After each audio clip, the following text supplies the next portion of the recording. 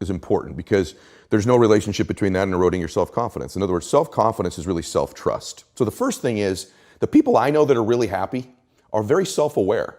In fact, the best entrepreneurs I know are very self-aware. They're aware of their shortcomings, right? They want to improve them. They want to get to the next version of themselves all the time. And so for me, self-confidence comes because I didn't have it. And I think anytime you meet somebody like yourself or myself who might now appear self-confident, it's because I really had to find tools and resources because I was so insecure and shy and introverted. So I had to find techniques and resources to build that up in me. And for me, it's very simple. It's the promises that I keep to myself. If I have a habit over and over of beginning to stack one on top of the other, of keeping promises I make to me, not other people. In other words, the minute you begin to get external in your life, worrying about what other people think about you, right? You've lost all control. And it never fills you up. And people's admiration, people's gratitude towards you will never fill you up. It's your own. It's your own inside. And so for me, self-confidence comes from keeping the promises I make to myself. And the other part of it is being aware I'm doing it.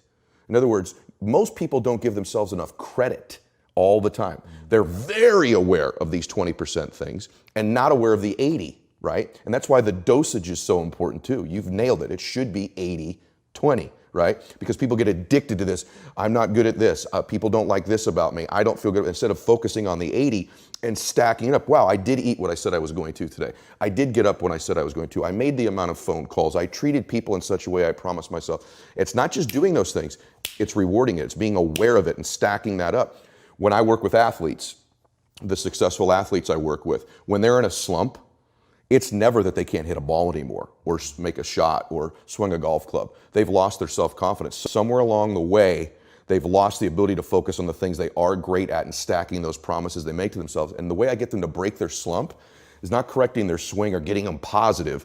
It's getting them to acknowledge the small promises, showing up to batting practice early, hitting that extra bucket of balls, beginning to reward themselves for the extra promises they keep to themselves, puts them back in a state of self-confidence. All of a sudden, they're hitting the ball great again.